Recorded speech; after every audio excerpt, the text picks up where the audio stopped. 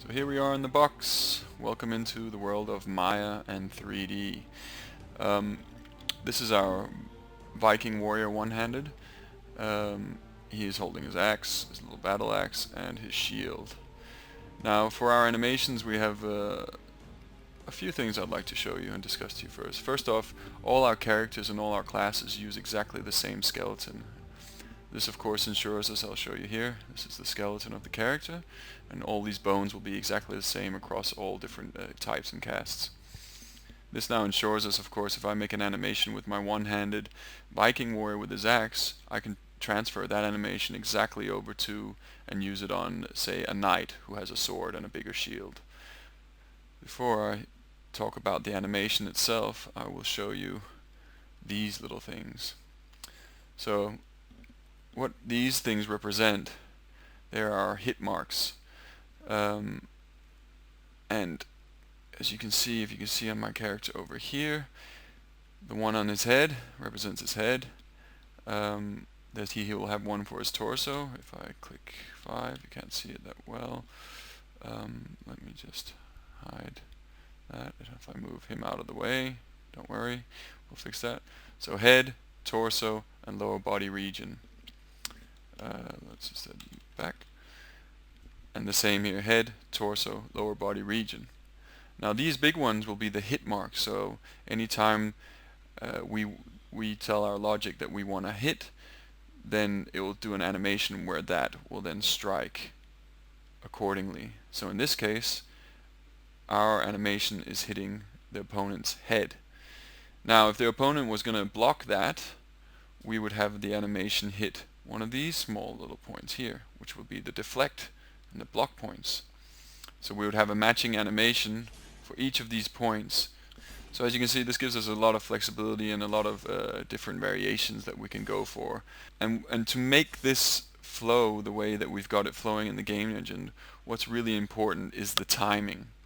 So the timing we have is that a hit will occur or a deflect will occur on frame 20. So if you look at my timeline down here, we're on frame 50. I like to start on frame 50 just in case we have some cloth simulation or simulations before. And that we have a wind up of approximately 19 frames, so it builds up nice big anticipation so we can see a hit's going to come or an attack is coming. And then over 1, 2, 3, 4 frames we have the hit itself, and in this case it's a direct hit to the head. Then we'll have it hold for around 10 frames before he pulls back into his starting position. So it reads something like this. So the important thing for us is that every hit or every point of contact between two soldiers happens on exactly the same time. So 20 frames to hit, 20 frames to get hit is on the 20 frame mark. So then that's how we get that nice seamless feel that we have in the game thus far. So here we have our two-handed battle axe character. Let's imagine that he's the one who's getting hit. So again, following our timing rules, he's going to have 19 frames of winding up to an action. So in this case he's ready to attack, or getting ready to it, and on frame 20 is when the impact's going to happen. Boom, and he gets pushed back. In this case it's a hit to the stomach, so this region here that's occurring. So that's basically it. That's basically our timing guidelines and how we make our hits as effective as they are. Moving forward, here we have an engage battle animation, or a version of one. Pick your piece and you lift him across and you put him in front of an enemy and he's ready to fight. Then we'll have a little battle animation in there. For example, like whoom, whoom. Like this is him swinging and getting, flexing a bit, saying, okay, come at me. So you visually know, okay, these guys are going to fight. So in this case here we've got a longer animation going over, and this would also be used for the equip animation. Here we have our character, and you can see he's probably just been given a sword and a shield, and he looks down and he's like, yeah, I like it, let's go with that.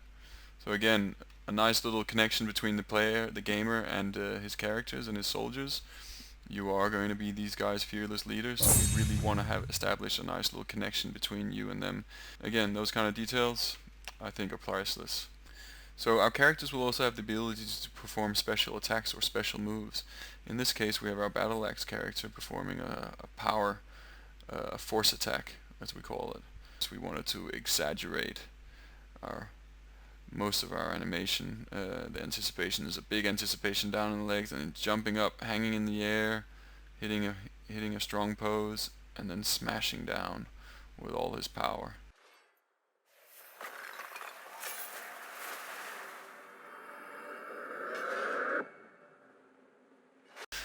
And finally, guys and girls, I'd like to show you some of the animations that I really enjoy putting into the game. And these are small ones like a kick to the groin area or a kick to the leg.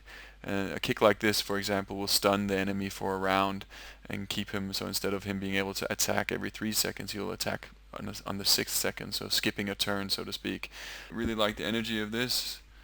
This is him, of course, stepping forward, saying, yeah, we did it. Lastly, I just want to thank you all again for all your help.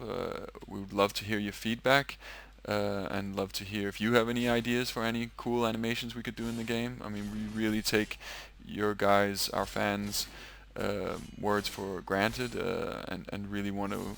And you know, you guys are giving us some really great ideas of inspiration, and we love what we do. And seeing you guys love what we do just makes it that much more fun for us to do it. And yeah.